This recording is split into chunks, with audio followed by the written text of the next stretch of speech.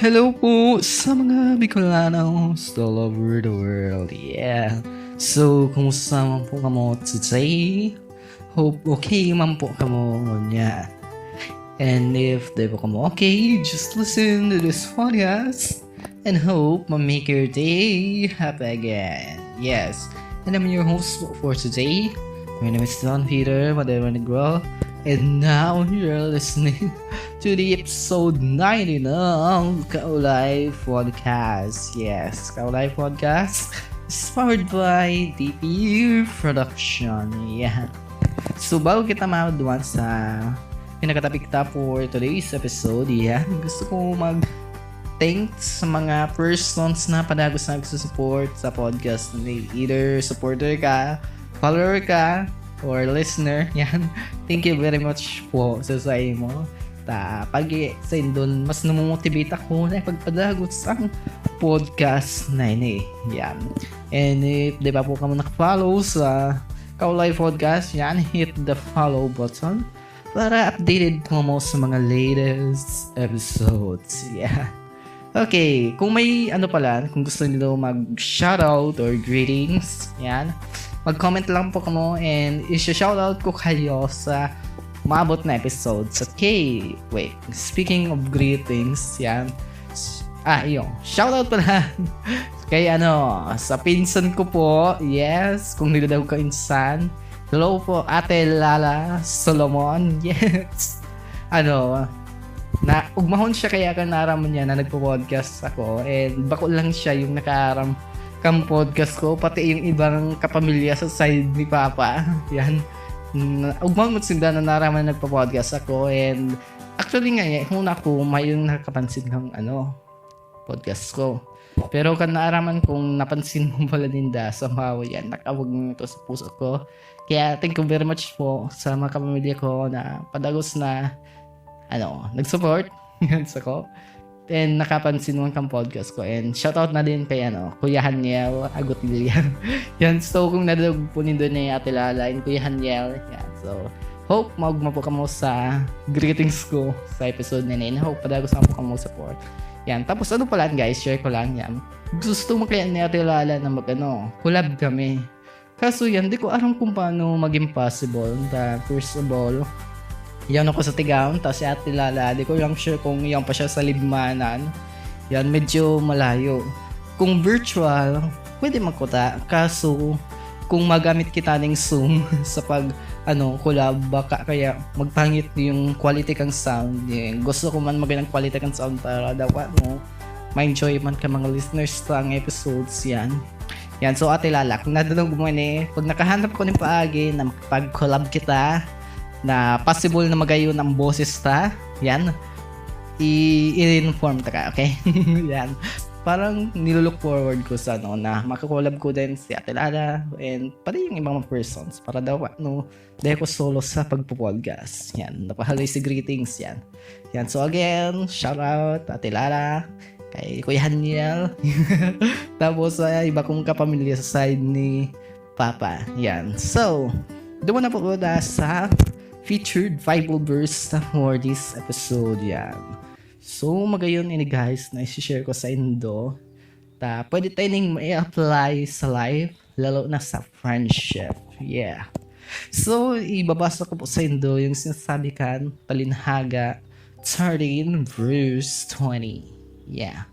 So, basahan ko muna lagod sa English. Yan. So, ini po yung sinasabi sa English. The one walking with the wise will become wise, but the one who has dealing with the stupid will fare badly. And ini man po yung Bicol translation niya. At saro na naglalakaw kay bakan mga madunong, magiging madunong. Pero ang saro nakikiibas mga mangmang mapahama. Yan. So, agree ba kamo guys sa Bible verse na ini? Kasi ako 100% agree talaga. Di ba? Kasi, halimbawa, naging friend ta is good influence. Aside sa pagiging influence ko siya ni magaya na qualities, halimbawa, pinagtatanggol ka niya pag halimbawa mait ka. Tapos, pag may problema, dinadamayan ka. Malamang na mapaparahay ka talaga sa friend nito. Pero, kung Makikipag-friend kita sa mga bad influence. Halimbawa, may mga mararot na bisyo, or may iba pang may mararot na gibo. So, ano man yung aasahan ta, syempre, pwedeng ma-adapt naman yung habit ninda, kaya mapaparaot man kita. Kaya yan, so, ano po yung itinutok do kang Bible verse na ni? Pwede kitang maging friendly, di ba? Syempre, malain naman sa magmati kung ngurus dot ba kita, di na kita magustuhan kanibayan. So, pwede kitang maging friendly, pero, bako gabos, pwedeng maging friend. Kung maraot na influence, so naging friend mo, syempre, ka naman sa teksto, mapapahamak ka. Pero kung napili mo yung good influence, mapaparahay kaya. Kaya in short, choose your friends wisely. Yan. So, mapamili sa magiging friends ta. Kaya, di basta guys, mag-picking friend. Suriin ta manggiraray kung okay ba siya sa to, kung may good influence, pero kung may pagka-red flag, yan, dito na pag-ignore. Okay, yan. Napahaloy pati talaga. Okay. So, yan po yung featured Bible verse ta. And hope may apply taman ini sa pang-aral daw na life. Yan. So, magayon talagang, book ang palinhaga. May mga, proverbs ka talaga dyan, guys, na pwede mong may apply talaga sa life. Yeah. So, yung iba kaya iniisip na ang Bible is luma ng, libro, bako na siya applied sa ngunyan. Pero, guys, in-encourage you sa indo na explore nindo ang Bible. May mga Bible verse dyan and lessons na hanggang ngunyan applied po talaga. So, ang example na nga nini, Proverbs 13:20, na very applied talaga siya sa friendship. Okay. Yan. So, duman po kita sa pinakasapit sa for this episode. Yan. So, gagamiton na guys yung comfort cards version 2. Okay. And may napili na akong hapot. Ay, sorry. Category pala niya guys is self-love. Yan, self-love. Tapos, may napili na akong hapot. So, sabi po, kung may isang bagay na gusto mong sabihin sa sarili mo ngayon, ito? Ulitin ko. Kung may isang bagay na gusto mong sabihin sa sarili mo ngayon, ito? Ayan, kung gusto niyo guys mag-participate sa discussion for this episode, feel free na mag-comment ka mo. Okay. Yan, so kung akong hahapoton, isang bagay na gusto mong sabihin sa sarili mo ngayon. Actually, bako lang saro. Mga dua. Actually, dakol. Pero, dua lang yung gusto nga i-share sa indo. Yan. So, inot mo na is, dear self, mahalaga ka. Yan. Bad may hapot nindo. Yan ang gusto kong sabi sa diri ko. Yan.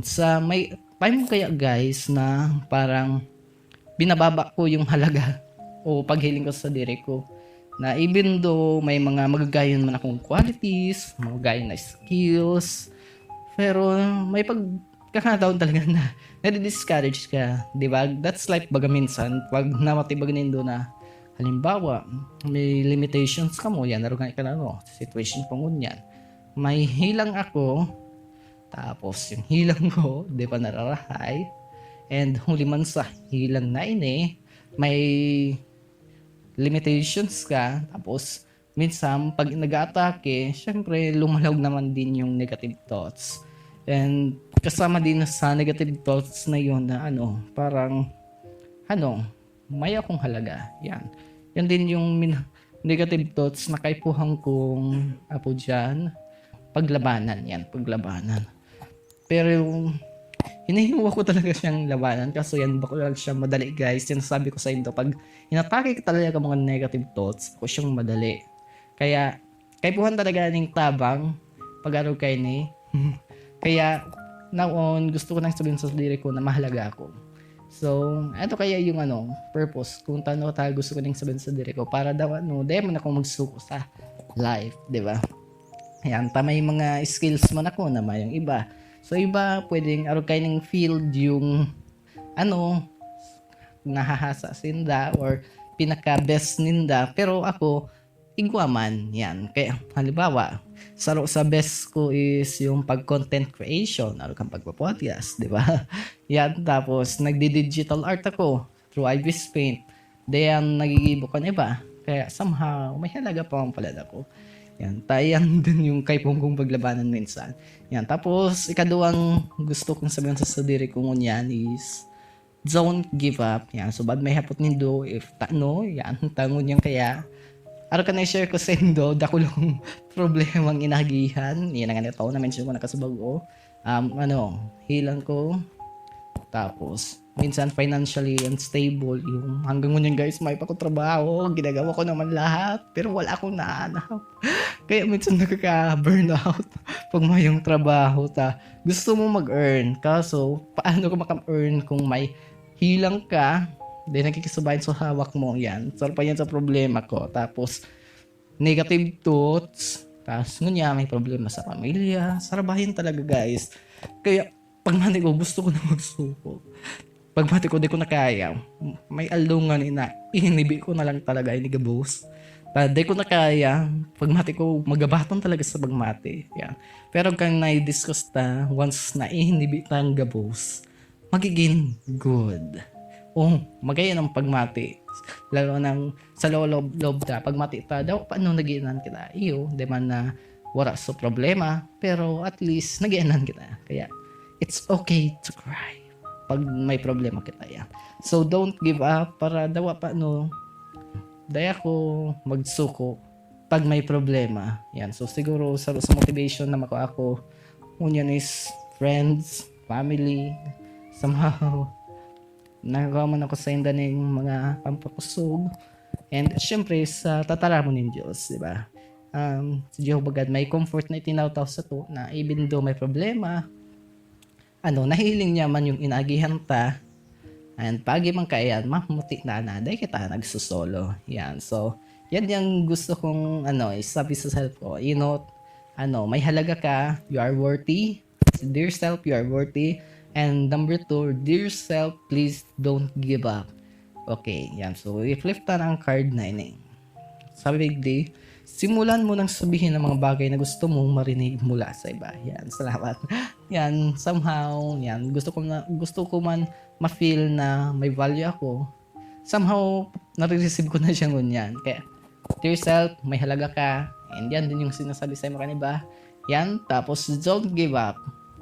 Okay, yan. So, yan po yung discussion for today's episode. And hope nag-enjoy man po kamo sa pag-hinanyog. Okay. Yan. So, bago kita tapos, yan. So, I'm your host for today. Your host, your friend, your best friend. Bayan, nagtigam talaga. My name is Don Peter Madera Negro. And hope magkaibaranan po girari kita sa susunod na episode. Bye-bye.